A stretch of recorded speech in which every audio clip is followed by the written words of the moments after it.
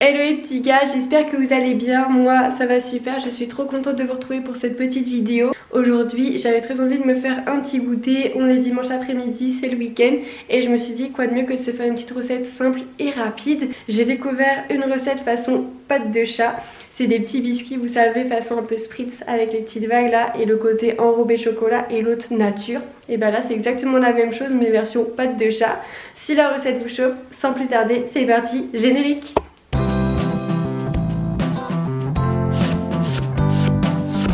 Voilà, tous mes petits ingrédients sont prêts. Il vous faudra donc 50 g de poudre d'amande, un œuf, un sachet de sucre vanillé, une cuillère à café de levure, 100 g de sucre blanc ou sucre glace de préférence, 350 g de farine, 120 g de beurre pommade, 100 g de chocolat noir et 10 centilitres d'huile. Je vous l'accorde, mon huile d'olive, on dirait vraiment un récipient de pisse, mais je vous assure, c'est l'huile d'olive.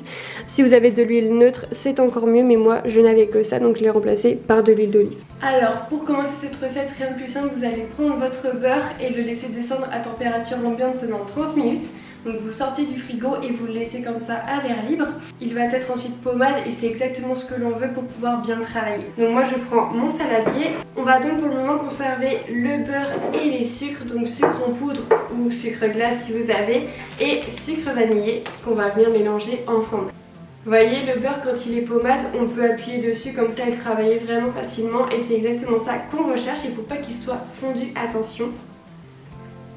Vous versez le sucre dedans. Sucre vanillé et vous venez ensuite fouetter le tout pour faire un mélange crémeux. Alors ça a toujours tendance à se prendre et se coincer dans le fouet. Vous retirez et puis vous refouettez un petit coup. Malgré que le beurre soit pommade, ça peut arriver que ça se coince un peu dans le fouet. N'hésitez pas du coup à prendre une cuillère pour retirer tout ça. Je crois que ma préparation n'a pas envie de rester dans le bol. À chaque fois, je dois prendre la cuillère toutes les 2 secondes pour le retirer.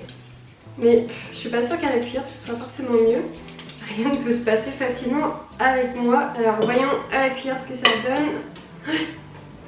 Ça s'accroche aussi, mais au moins on a quelque chose voilà, qu'on recherche de bien crémeux comme ça. C'est exactement ce que l'on veut. On vient ensuite ajouter la farine en entier. La poudre d'amande, 50 g. On peut déjà commencer à mélanger un petit peu, ça va faire quelque chose d'un peu plus sablé. Ça n'a pas mis 30 secondes avant d'en mettre partout. Hop, je débloque tout ça. Là, je pense que le fouet c'est pas une bonne idée, il vaut mieux que je prenne une cuillère en bois. Cherchez ça. C'est bon, ça se travaille mieux avec la cuillère en bois, il n'y a pas de doute. Au moins ça permet de ne pas coller. Là on a quelque chose de vraiment très sableux. Hein.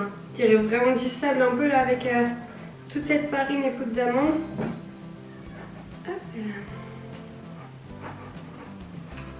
Je reprends le fouet, voir si ça fonctionne un peu mieux. J'ai pas envie qu'on ait des grumeaux pour autant. Ouais, ça fonctionne mieux. Voilà, faut pas qu'il y ait de gros morceaux de beurre au milieu de la poudre d'amande et de la farine. À la fin de mettre l'huile quand même. Vous voyez, on a cette texture un peu sableuse. Et après, on va venir ajouter les éléments liquides. Donc, je viens verser l'huile juste au-dessus. Et on mélange de nouveau. Je reprends la cuillère en bois, ça va être plus simple. Au moins pour le départ et après on peut repasser au fouet quand ça commence à se simplifier. Donc si vous voulez aller encore plus vite et que vous avez un batteur ou un petit robot pâtissier, n'hésitez pas à prendre ça pour aller encore plus vite. Là je le fais à la main pour vous montrer, mais bien sûr si vous avez un robot, n'hésitez pas à l'utiliser. Je rajoute mon œuf également. Hop. Et on mélange encore une fois. On ajoute la cuillère à café de levure. Bon, moi je finis parce qu'il n'y a quasiment plus rien là. Ça fait à peine une cuillère à café je pense. Et on l'incorpore bien à l'intérieur. Hop. Une belle pâte là. Hein. Ça fait des bibis. Tada! Elle est belle la pâte là. Notez-la sur 10 cette petite pâte là.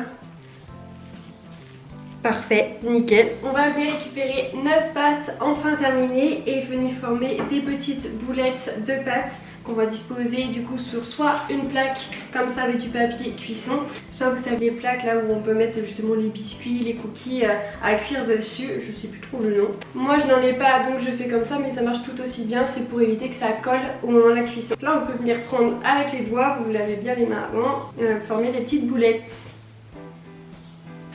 Tac. Espacez-les quand même un petit peu parce qu'il y a de la levure donc ça peut s'étaler un petit peu je pense. Essayez donc de faire des boulettes voilà, d'à peu près la même taille chacune et de bien les rouler de façon à ce que ce soit assez esthétique quand même, de ne pas les écraser n'importe comment comme les cookies où ça peut être un peu aléatoire. Là c'est vraiment histoire de faire des petits biscuits ronds là pour le coup. Ça pique. Vous viendrez ensuite les enfourner à 180 degrés pendant 12 minutes et ensuite les laisser se durcir à température ambiante tout simplement. Voilà à quoi ça ressemble. Et là vous pouvez vous munir d'une fourchette et de venir en fait tout simplement appuyer dessus. Hop, et de faire les petites traces de pâte de chat. J'ai l'impression que je les ai fait un peu grandes les boulettes. Ce sera des grosses pâtes de matou. Je vais reprendre une des boulettes qui était vraiment trop grosse et ça aurait pas fait le bon rendu. Je pense qu'il faut vraiment pas les faire grosses du tout, vraiment de la taille d'une petite pâte de chat et après hop on appuie légèrement. Bon, je vais venir vous montrer. Vous voyez ça doit ressembler à ça là à peu près. Je pense qu'avec la cuisson en vrai ça ira mais c'est plus ce côté là qui me paraît un peu gros comparé à la photo. Bon je vais mettre la préparation pendant 12 minutes à 180 degrés et je vous montre ensuite le résultat. Bon, dans toute cette histoire, on n'a même pas goûté la pâte. J'ai bien envie de voir ce que ça donne. C'est pas mal, mais on sent un peu l'huile d'olive, c'est dommage. Il faut vraiment prendre de l'huile neutre en fait. Bon, une fois que votre pâte est au four, vous laissez bien 10 minutes. Vous vérifiez de temps en temps, bien sûr, que ça ne cuit pas trop. Et ensuite, on va venir les laisser reposer sur la plaque à température ambiante et les tremper dans le chocolat de moitié pour que ça fasse notre petite pâte au chocolat. Bon, les pâtes de chat viennent de sortir du four. Elles sont vraiment très grandes. Je vous en montre une, mais regardez ça. Vous voyez? Je pense qu'elles sont un peu trop grosses. Il faudrait que je les fasse un tout petit peu plus petites là, comme je m'en doutais. Mais bon, écoutez, c'est une phase d'essai. Vous voyez, je vous montre la plus grosse. Ça ressemble à ça. Je vais en mettre de côté pour les laisser refroidir et remettre d'autres un peu plus petites du coup pour la deuxième fournée. On va les mettre dans une petite assiette pour qu'elles prennent la température ambiante et qu'elle puisse refroidir un petit peu. C'est très chaud, on prend la fourchette. Bon après ça fait des petites pâtes de chat XXL, hein, ça me va très bien aussi. Hein. En tout cas, je les trouve plutôt mignonnes en vrai. Hein. Elles ont une belle forme malgré tout, elles ont une belle démarcation, moi j'aime bien. Regardez la deuxième fournée là. Je vais la mettre tout de suite à 12 minutes à 180 degrés et puis je vous montre le résultat et on fera la comparaison entre la première et la dernière. Alors pendant que les autres biscuits sont en train de cuire au four, on va s'occuper des premiers que l'on a fait. On va venir tremper les biscuits dans le chocolat, donc juste la moitié du biscuit. Ensuite on va les laisser reposer sur la grille avec un papier cuisson recouvert dessus. Alors on va prendre notre petite pâte de chat qui est cuite et on va la verser dedans dans le chocolat fondu. Waouh!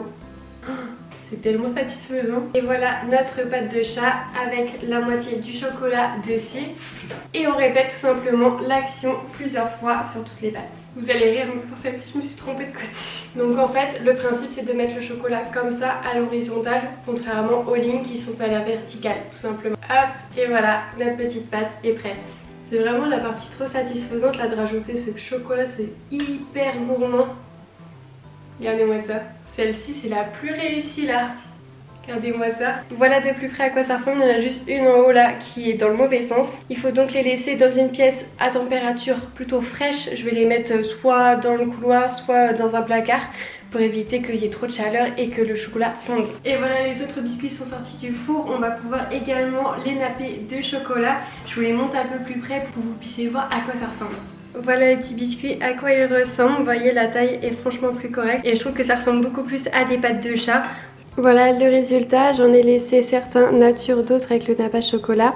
Voilà, pour varier un peu les goûts. Écoutez, moi je suis vraiment contente de la tête de mes biscuits. Il y en a certains qui sont un peu plus colorés que d'autres, qui ont un peu mieux cuit. Vous voyez, ceux-là c'est ceux qui ont, je pense, la taille normale et idéale.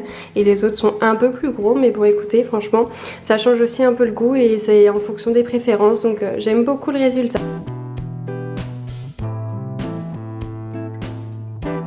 Bon écoutez, je crois qu'on peut passer à la dégustation. Je vais vous montrer à quoi il ressemble celui que je vais déguster. Je pense que ça a bien figé. Après les autres que je viens de faire à l'instant, il faudra attendre un petit peu. Et bon, on va goûter celui-ci pour voir ce que ça donne. Le chocolat, ça fait tout. Écoutez, franchement l'épaisseur au final je préfère limite comme ça parce qu'ils sont un peu plus moelleux.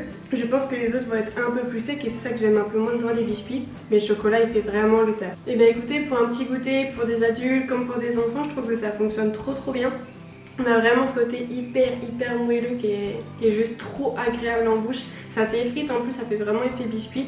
Et le petit chocolat qui remonte un peu, qui relève un peu tout ça. Et franchement j'adore, vraiment j'aime beaucoup. Et bah écoutez, pour un petit goûter, ça m'a fait vraiment du bien. Je suis contente parce que ça se fait vraiment rapidement. Après il suffit juste de tremper dans le chocolat et hop, ça fait tout son petit effet. On en a vraiment beaucoup dans la recette. Moi j'ai pas réussi à avoir assez de chocolat pour tous les biscuits. Au pire vous en refaites fondre un petit peu. Peut-être parce que les autres étaient un peu plus grands et ça a pris plus de place du coup, je sais pas. Je vais laisser les autres figer et puis ensuite je les mangerai au fur et à mesure de la semaine. Je vous remercie d'avoir suivi la vidéo jusqu'au bout. J'espère en tout cas que cette petite recette vous aura plu. Et je vous dis en tout cas à une prochaine. Allez, ciao ciao!